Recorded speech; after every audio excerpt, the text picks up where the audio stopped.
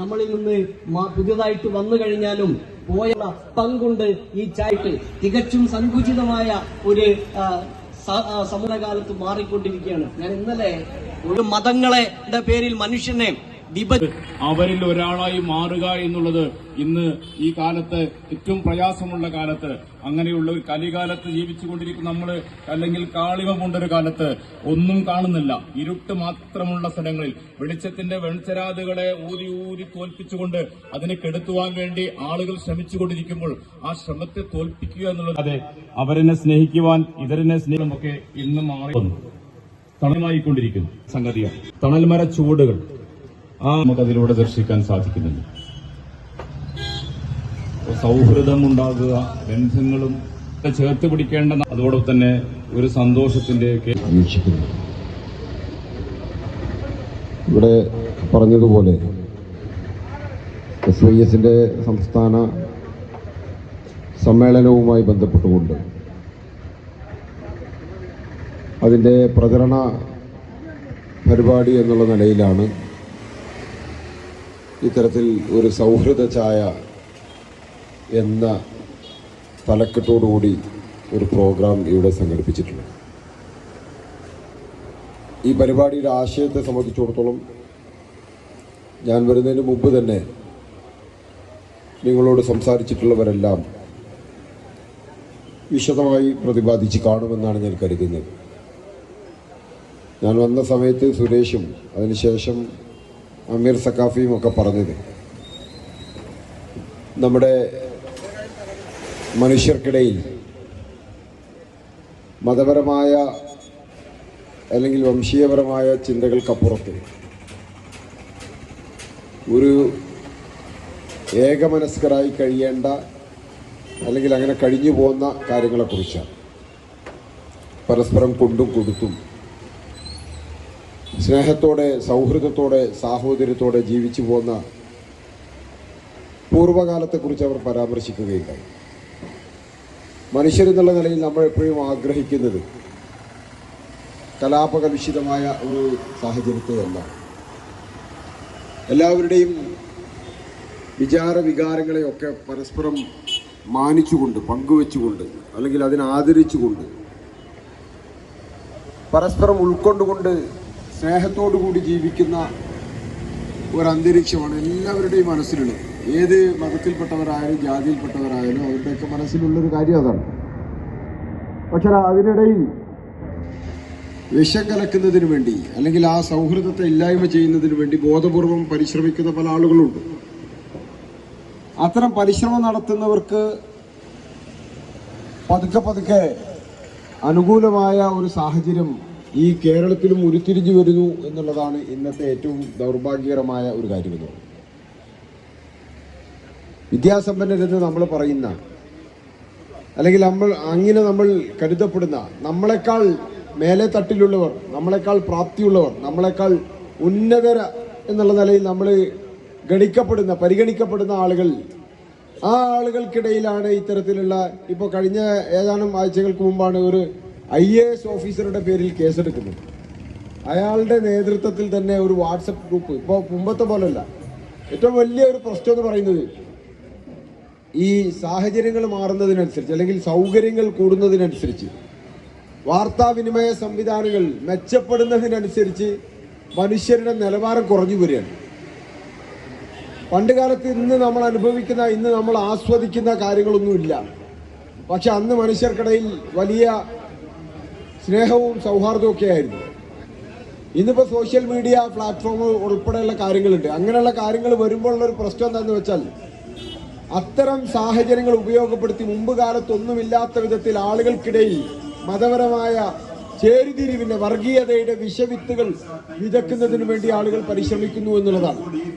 ഇതാണ് ഇന്ന് നമ്മുടെ നാടിന്റെ ഏറ്റവും വലിയ ഒരു ദുരവസ്ഥ എന്ന് പറയുന്നത്. അത് വലിയ വലിയ ആളുകളുടെ ഭാഗത്തു നിന്നാണ് വരുന്നത്. വലിയ ഉന്നത ഉദ്യോഗസ്ഥന്മാരുടെ ഭാഗത്തു നിന്നാണ് വന്നുകൊണ്ടിരിക്കുന്നത്. അത് നമ്മളെ പേടിപ്പെടുത്തുന്നതും അതോടൊപ്പം തന്നെ ആശങ്കയുണ്ടാക്കുന്നതുമായ കാര്യങ്ങളാണ്. ഉദ്യോഗസ്ഥരുടെ നേതൃത്വത്തിൽ തന്നെ ഇത്തരത്തിൽ ആളുകൾക്കിടയിൽ ജാതിമത ചിന്തകളുടെ വേർതിരിവുകളുടെ അടിസ്ഥാനത്തിൽ, അല്ലെങ്കിൽ അത്തരത്തിലുള്ള കാഴ്ചപ്പാടുകളുടെ അടിസ്ഥാനത്തിൽ വർഗീയമായ ഒരു വിഭാഗീയത ഉണ്ടാക്കുന്നതിന് വേണ്ടിയിട്ടുള്ള പരിശ്രമങ്ങൾ നടക്കുന്നു എന്നുള്ളത് ഏറെ ആശങ്കപ്പെടുത്തുന്ന ഒന്നാണ്. പക്ഷെ ഒരു കാര്യം ഉറപ്പാണ്, എത്ര വലിയ തലപ്പത്തുള്ള ആളുകളായാലും, അതിനിപ്പോ ഭരണതലത്തിലുള്ള ആളുകളാണെങ്കിലും, മനുഷ്യർക്കിടയിൽ വിഭാഗീയത ഉണ്ടാക്കാനുള്ള പരിശ്രമങ്ങളുമായി അവർ വന്നാൽ പോലും ഇവിടെ നേരത്തെ പറഞ്ഞതുപോലെ പരസ്പരം ഉൾക്കൊണ്ടുകൊണ്ട് സ്നേഹത്തോടെ പരസ്പരം ബഹുമാനത്തോടെ കൂടെ ഒക്കെ ജീവിക്കാൻ താല്പര്യപ്പെടുന്ന ആളുകളുണ്ടെങ്കിൽ ആ ആളുകളുടെ കൂട്ടായ്മ കൊണ്ട്, അത്തരം ആളുകളുടെ, ഹിന്ദുക്കളും മുസ്ലിങ്ങളും ക്രൈസ്തവരും ഉൾപ്പെടുന്ന വിവിധങ്ങളായിട്ടുള്ള ആളുകളുടെ കൂട്ടായ്മ കൊണ്ട് ഈ പറയുന്ന ചേരിതിരിവുകാരെ, ഭിന്നിപ്പുകാരെ നമുക്ക് പ്രതിരോധിക്കാൻ കഴിയും. അതിന്റെ ഒരു ഉദാഹരണം, അത് ഇന്നത്തെ കാലത്ത് മാത്രമല്ല, ബ്രിട്ടീഷുകാര് ഈ രാജ്യത്ത് കൊളോണിയൽ കാലഘട്ടം നമുക്കറിയാം, ആ കോളനി കാലഘട്ടത്തിൽ അവര് ഇതുപോലെ ഭിന്നിപ്പിച്ച് ഭരിച്ചവരാണ്. ആ ഭിന്നിപ്പിച്ച് ഭരിച്ച ബ്രിട്ടീഷുകാരെ അന്ന് നമുക്ക് തുരത്തി ഓടിക്കാൻ കഴിഞ്ഞത്, അവരെ ചെറുത്തു തോൽപ്പിക്കാൻ കഴിഞ്ഞത്, ഭാരതത്തിന്റെ മണ്ണിൽ നിന്ന് അവരെ നിഷ്കാസനം ചെയ്യാൻ കഴിഞ്ഞത്, ഇവിടെ നേരത്തെ അമീർ സഖാഫി പറഞ്ഞതുപോലെ ഈ നമ്മുടെ സ്വാതന്ത്ര്യ സമര സേനാനികളുണ്ട്, ടിപ്പു സുൽത്താൻ ആകട്ടെ, അതുപോലെ തന്നെ നമ്മുടെ പഴശ്ശി രാജാവാകട്ടെ, അങ്ങനെ ഒരുപാട് ആളുകളുണ്ട്. ആ ചരിത്രം നമ്മൾ പഠിക്കുന്ന ഒരുപാട്. അവരുടെയൊക്കെ നിഴല് പോലെ ടിപ്പുവിന്റെ കൂടെ ഹിന്ദുമതത്തിൽപ്പെട്ട എന്തേനി അദ്ദേഹത്തിന്റെ പേര്, നമ്മളെ രാമയ്യ അടക്കമുള്ള ആളുകൾ ഉണ്ടായിരുന്നു. അതുപോലെ തന്നെ പഴശ്ശിയുടെ കൂടെ ഉണ്ണിമൂസ ഉണ്ടായിരുന്നു.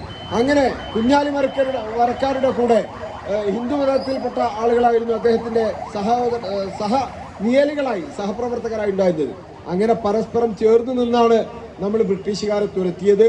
അപ്പോ ഇന്നത്തെ കാലത്ത് IAS തലത്തിലുള്ളവരാണെങ്കിലും അധികാര പദവിയിലുള്ളവരാണെങ്കിലും അവരെയൊക്കെ ചെറുത്തു തോൽപ്പിക്കാൻ ഹിന്ദു മുസ്ലിം സമുദായത്തിൽ ഐക്യവും യോജിപ്പും ഉണ്ടായാൽ സാധിക്കും. അങ്ങനെ സാധിക്കട്ടെ.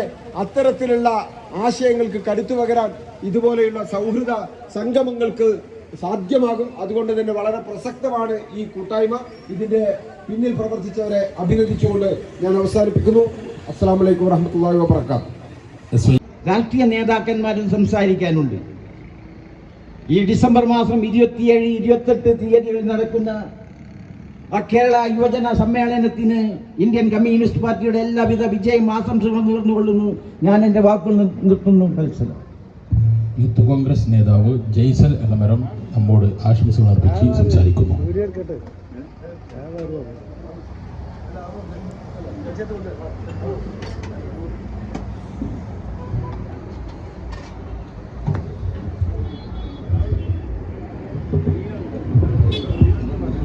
ഏറെ ശ്രദ്ധേയമായിട്ടുള്ള ഈ പരിപാടിയുടെ അധ്യക്ഷൻ പ്രിയപ്പെട്ട ഗഫൂർ അവർകൾ, സ്വാഗതം പറഞ്ഞിട്ടുള്ള ഗഫൂർ മാസ്റ്റർ, ഈ പരിപാടി ഉദ്ഘാടനം ചെയ്തിട്ടുള്ള പ്രിയപ്പെട്ട CM മൗലവി അറുകൾ, വിഷയം അവതരിപ്പിച്ചിട്ടുള്ള ഇതിന് കുറേ മുന്നേ ഞങ്ങൾ പരിചയപ്പെട്ടതാണ് നജീബ് മാസ്റ്റർ, പ്രിയപ്പെട്ട ബഷീർ മാസ്റ്റർ, MKC നൗഷാദ് എത്തിയുമെന്നാണ് അറിയുന്നത്. ഇവിടെ അവസാനിക്കുകയാണ്. ഏതായാലും എല്ലാവരും പങ്കുവച്ചത് സൗഹൃദത്തിൻ്റെ ഇടപെടലുകളെക്കുറിച്ചും കഴിഞ്ഞ കാലത്തെ വളരെ മനോഹരമായ നമ്മുടെ ഗ്രാമങ്ങളെ തിരിച്ചു പിടിക്കുകയാണ്. തീർച്ചയായിട്ടും ഇവിടുന്ന് ഉയർന്നു വന്ന വളരെ പ്രധാനപ്പെട്ട ആശയങ്ങളുണ്ട്. നമ്മുടെ അഗമ്യനായ സാർ അടക്കമുള്ള ആളുകൾ പറഞ്ഞത്. അങ്ങനെ കേവലം ഒരു സമ്മേളനത്തിൻ്റെ ഒരു പ്രചരണമായി അവസാനിക്കാതെ ഇത് തുടർന്നു പോകുക എന്നുള്ളത് നാട്ടുകാർക്ക് നൽകാവുന്ന ഏറ്റവും നല്ലൊരു സന്ദേശവും അതോടൊപ്പം തന്നെ നമുക്ക് ജില്ലയിൽ തന്നെ മാതൃകയാക്കാൻ പറ്റുന്ന ഒരു സംഗതിയായിട്ട് മാറുക. അങ്ങനെ നേരത്തെ ചന്ദ്രൻ സാർ തന്നെ പറഞ്ഞു, ചന്ദ്രൻ സാറ് ഒരു ദിവസത്തെ അതിനുവേണ്ട സാമ്പത്തികമായ ബാധ്യത ഏറ്റെടുത്തോളാമെന്ന്. ബാക്കിയുള്ള ആളുകളൊക്കെ ആ കാര്യങ്ങളെ ചൂട് പിടിച്ചുകൊണ്ട് ഇവിടെ ഇത്തരം സംരംഭങ്ങളെ വളർത്തിയെടുക്കുകയും, അത് നമുക്ക് തോന്നുന്നത് ഇത്തരം കാര്യങ്ങൾ എവിടെ ഇല്ല. അപ്പോൾ ഒരു മാസത്തിലൊരിക്കൽ അല്ലേ സാറേ, ആഴ്ചയിലോ രണ്ടാഴ്ചയിലൊരിക്കലെങ്കിലും, അങ്ങനെ രണ്ടാഴ്ചയിലൊരിക്കലെങ്കിലും അങ്ങനെ ഒരു ചായ ആളുകൾക്ക് യഥേഷ്ടം വന്ന് ചായ കുടിക്കുക മാത്രമല്ല, ചായ കുടിച്ച് മിണ്ടിയും പറഞ്ഞും, അതിന് മൈക്കുകളൊന്നുമില്ല, സാധാരണ അങ്ങോട്ടും ഇങ്ങോട്ടും ഷെയ്ക്കാൻ്റെ കൊടുത്ത് സംസാരിച്ച് പിരിയുന്നൊരു സന്ദർഭം ഉണ്ടായിക്കഴിഞ്ഞാൽ അത് വലിയൊരു മെസ്സേജാണ്. അതൊക്കെ തന്നെയാണ് മനോഹരമായൊരു നാടിനെ സൃഷ്ടിക്കാനുള്ള ഒരു ശ്രമം. അത് നമ്മുടെ ഈ കൂടിച്ചേരലുണ്ടായ ഒരു പ്രധാനപ്പെട്ട ആശയമാണ്. അപ്പോൾ ഒരുപാട് കാര്യങ്ങൾ നമുക്ക് ഇങ്ങനെ അടക്കി പിടിച്ചെടുക്കുന്നത് പറയാൻ താല്പര്യമുണ്ട്. ആ പറയാനുള്ളൊരു വേദി ഒരുക്കി എന്നുള്ളതാണ് SYS ഇപ്പോൾ ചെയ്തത്. അതുകൊണ്ട് SYS എന്നത് ഇനീഷ്യേറ്റ് ചെയ്ത് മുന്നോട്ട് പോകണം. കാരണം ഏറ്റവും കൂടുതൽ ഉത്തരവാദിത്വമുള്ളത് അങ്ങനെയുള്ള സംഘടനകൾക്ക് തന്നെയാണ്. കാരണം നമ്മൾ പരസ്പരം അങ്ങോട്ടും ഇങ്ങോട്ടും കേവലം കണ്ട് പറഞ്ഞു പോയാൽ പോരാ, ഒരുപാട് കാര്യങ്ങൾ സംസാരിക്കുക. നമ്മുടെ സാംസ്കാരിക പ്രവർത്തകരുണ്ടാവും, മറ്റുള്ള ആളുകളൊക്കെ ചേർത്ത് പിടിച്ചുകൊണ്ട് ഇങ്ങനെ ഒരു വലയം കൂടുതൽ ഉണ്ടാക്കുകയും അത് തൊട്ടടുത്ത ഗ്രാമങ്ങളിലൊക്കെ പകരുന്ന വിധത്തിലേക്ക് നമ്മളായി കഴിഞ്ഞാൽ നമ്മുടെ ഈ നാടിന് നൽകുന്ന ഏറ്റവും വലിയ നന്മയായിരിക്കുന്നതില്ല. ഇവിടെ നമ്മുടെ പ്രതിനിധികളായിട്ട് വന്ന മലയ്ക്ക് പോകാൻ വേണ്ടി തറിപ്പ് കൊടുത്ത് വന്ന സുഹൃത്ത് പറഞ്ഞതൊക്കെ എനിക്ക് മനസ്സിൽ വല്ലാതെ തട്ടിപ്പോയി. അത്രയും കാര്യങ്ങൾ ഒരുപാട് അവർ പറയാനുണ്ട്. അതൊക്കെ നമ്മളിപ്പോൾ ഓർത്തെടുക്കുക എന്നുള്ളത് അത് കാലങ്ങളായിട്ട് കിട്ടാതെ പോയ സംഗതിയായിട്ടാണ്. പഴയ കാലങ്ങളിൽ അത്ര മനോഹരമായിട്ട് അങ്ങോട്ടും ഇങ്ങോട്ടും പേര് അടയാളപ്പെടുത്താതെ അല്ലെങ്കിൽ അയാളുടെ എന്താണ് എന്നുള്ളത് ചോദിക്കുമ്പോൾ മതം ഒരിക്കലും പരാമർശിക്കപ്പെടാത്ത രൂപത്തിലേക്ക് മാനവിക തലങ്ങൾ ഉയരുകയും അങ്ങോട്ടും ഇങ്ങോട്ടും ഭക്ഷണ കാര്യങ്ങൾ അങ്ങോട്ടും ഇങ്ങോട്ടും ഷെയർ ചെയ്യുക, ആഘോഷങ്ങളിലൊക്കെ പങ്കെടുത്ത് ഒരു പ്രയാസം വരുമ്പോഴേക്ക് ഓടിയെത്തുക, സന്തോഷത്തിൽ പങ്കുചേരുക. അതിന് എത്ര തിരക്കാണെങ്കിൽ ആ തിരക്കുകൾ മാറ്റിവെച്ച് എത്തിയെന്നുള്ളതാണ് ഇന്നും ഇവിടെ കണ്ടത്. അപ്പോൾ അത് നമ്മുടെയൊക്കെ കൺവെട്ടത്തുണ്ടാകുമ്പോൾ, കാരണം ഈ കുനിഷ്ടും കുന്നായ്മയും അഹന്തയും അതേപോലെ തന്നെ അങ്ങനെ മറ്റുള്ളവരോട് വെറുപ്പും വിദ്വേഷവും വെച്ച് നടന്നാൽ തന്നെ അയാളുടെ ആയുസ് ചുരുങ്ങി പോകുന്നതാണ്. അങ്ങനെയൊന്നും ഇല്ലാത്ത വളരെ ചിരിച്ച് സന്തോഷത്തോടു കൂടി നമ്മളെ തന്നെ ഇങ്ങനെ വരച്ചെടുത്ത് ചിത്രീകരിച്ചുണ്ടാകുമ്പോൾ നമുക്ക് നമ്മുടെ ആയുസ് കൂടുന്നു. നമ്മൾ മറ്റുള്ളവർക്ക് നൽകുന്ന അങ്ങനെ ആൾ കണ്ടല്ലേ ചിരിച്ചും കളിച്ചും എപ്പോഴും ടെൻഷൻ ഇല്ലാത്തൊരു ലോകം. ആ ടെൻഷൻ ഇല്ലാത്തൊരു ലോകം ഉണ്ടാക്കേണ്ടത് നമ്മൾ തന്നെയാണല്ലോ. അത് ഉണ്ടാക്കിയെടുക്കാൻ ഈ ഒരു ചെറിയ കൂടിച്ചേരലിന് കഴിഞ്ഞിട്ട്, കൂടിച്ചേരൽ ചെറുതാണെങ്കിലും വലിയ മെസ്സേജുകളും വലിയ രൂപത്തിലുള്ള സംഗതികളാണ് നമ്മൾ നടത്തിയത്. ഒരുപാട് ആളുകളിലേക്ക് ഈ വിഷയത്തെ ഷെയർ ചെയ്യാൻ കഴിഞ്ഞിട്ടുണ്ട്. ആളുകൾ എല്ലാവരും സംസാരിച്ചത്. അപ്പോൾ എല്ലാവരുടെയും മനസ്സിൻ്റെ ഉള്ളിൽ ഈ സ്നേഹവും സ്നേഹവായ്പും സഹോദര്യവും ഒക്കെ തണലിട്ട് ഒരുക്കുന്ന ഒരു വൃക്ഷച്ചുവട്ടിലാണ് നമ്മളുള്ളത്. ആ വൃക്ഷച്ചുവട്ടിൽ ഇനി ഒരുപാട് സൗരഭ്യം പരത്തേണ്ടതുണ്ട്. അങ്ങനെ ആകുമ്പോൾ നമ്മുടെ നാട് ഏറ്റവും ഊഷ്മളമായി മാറുമെന്നുള്ളതും ഇനിയുള്ള ദിവസങ്ങളിൽ 27, 28, 29 നമ്മുടെ സമ്മേളനത്തിന്റെ സമയമാണ്.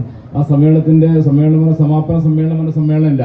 അതാണ് നമ്മൾ പ്രത്യേകിച്ച് എല്ലാവരും കൂടെ ഒരു സമാപന സമ്മേളനത്തിന്റെ സംഗതിയില്ല. ഒരേ സമയം തന്നെ വ്യത്യസ്ത രൂപത്തിലുള്ള ആശയങ്ങൾ ആളുകൾക്ക് നൽകി. ഇതുപോലെയുള്ള മാനവിക തലങ്ങളെ ഉയർത്തിപ്പിടിക്കേണ്ടതിന് വേണ്ടി പ്രതിനിധികൾ തയ്യാറെടുത്ത് അവരോടൊക്കെ പറഞ്ഞുകൊണ്ടിരിക്കുന്നതാണ് മനുഷ്യനെ ചേർത്ത് പിടിക്കാനുള്ള സെഷനുകളാണ്. അല്ലാതെ ഒരു മതപരമായ ഒരു ആശയത്തെ നൽകലല്ല. എന്ത് നൽകുമ്പോഴും ഏത് മതം പറയുമ്പോഴൊക്കെ മനുഷ്യനെ സ്നേഹിക്കാൻ മാത്രമേ പറയുന്നുള്ളൂ. അങ്ങനെ സ്നേഹിച്ചതിന്റെ ഫലമായിട്ടാണ് കഴിഞ്ഞ കാലങ്ങളിലൊക്കെ ഇവിടെ നമുക്ക് ഒരുമിച്ച് സ്വാതന്ത്ര്യം കിട്ടിയതെന്ന് എല്ലാവരും അനുസ്മരിച്ചു. അത് എത്ര മനോഹരമായിട്ടാണ് നമ്മൾ ആവിഷ്കരിച്ചത്, എത്ര മനോഹരമായിട്ടാണ് നമ്മളൊരു കൊളോണിയൽ ശക്തിയെ ഇവിടെ തുരത്തി ഓടിച്ചത്. ആ തുരത്തി ഓടിച്ചവർ തന്നെ പിൽക്കാലത്ത് വ്യത്യസ്ത രൂപത്തിലൂടെ നമ്മുടെ ഇടയിലുള്ള ആളുകൾ തന്നെ നമ്മളെ ഭിന്നിപ്പിക്കുകയാണ്. ആ ഭിന്നിപ്പിച്ചെങ്കിലേ അവർക്ക് ഒരുമിച്ച് മുന്നോട്ട് കൊണ്ടുപോകാൻ കഴിയുള്ളൂ എന്ന തോന്നലുകൾ, ആ തോന്നലുകളെ തിരുത്തി കൊടുത്തുകൊണ്ട് ഞങ്ങൾ ആർക്കും തകർക്കാൻ കഴിയില്ല എന്നും, ഞങ്ങൾ ഒരു മതത്തിന്റെ പേരിലോ, മതം ഒരു സ്വകാര്യ ഇടമെന്ന് തന്നെയാണ്, സ്വകാര്യ ഇടത്തിൽ നിന്ന് പൊട്ടി മറ്റുള്ളവന് ശല്യമാകുന്ന രൂപത്തിൽ ഒരിക്കലും മതമാകാൻ പാടില്ല. അങ്ങനെ ആകുന്നിടത്തോളം ആ മതത്തിന്റെ ആശയത്തെ അയാൾ എത്ര മോശമായിട്ടാണ് ഉൾക്കൊണ്ടത് എന്നാണ് നമുക്ക് ബോധ്യപ്പെടുന്നത്. അതുകൊണ്ട് ഹൃദയത്തിന്റെ ഉള്ളിൽ നിന്ന് നിഷ്കപടമായ സാന്നിധ്യത്തോടെ നിഷ്കളങ്കമായ മനസ്സോടുകൂടി മനുഷ്യരിലേക്ക് മാത്രമല്ല പറവകളിലേക്കും ജന്തുജോലം പ്രകൃതിയോടൊക്കെ ഇണങ്ങിച്ചേർത്തുകൊണ്ട് നേരത്തെ പറഞ്ഞു അങ്ങനെയുള്ള പച്ചപ്പും എല്ലാം ഹരിതാഭമായ ഒരു ലോകത്തെ സൃഷ്ടിക്കുവാനുള്ള ഒരു ശ്രമം ഈ ചർച്ചയിൽ നിന്നുണ്ടായിട്ടുണ്ട്. അങ്ങനെ ഒരു ലോകത്തെ പടുത്തുയർത്താൻ നമുക്ക് എല്ലാവർക്കും സാധിക്കട്ടെ എന്ന് മാത്രം ഈ സമയത്ത് സൂചിപ്പിച്ചുകൊണ്ട് ഇവിടെ ബാക്കി കാര്യങ്ങൾ തീരുമാനിച്ചു കഴിഞ്ഞാൽ ഒരു 1000-ഓ 2000-ഓ രൂപ മാത്രം ചെലവ് വരുന്ന ഒരു ഏർപ്പാടാണ്. പക്ഷേ അത് കൊടുക്കുന്ന സ്നേഹം നമ്മളൊക്കെ എത്ര വാക്കുകൊണ്ട് മെച്ചപ്പെടുത്തി സംസാരിച്ചാലും അതിനേക്കാൾ ഉപരിയായിട്ടുള്ള ഒരു റിസൾട്ടാണ് ഉണ്ടാവുക.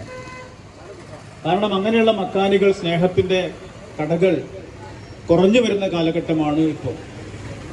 കുറഞ്ഞു വരുന്നത് മാത്രമല്ല, പല കടകളുടെയും രൂപവും ഭാവമൊക്കെ മാറിയിട്ടുണ്ട്.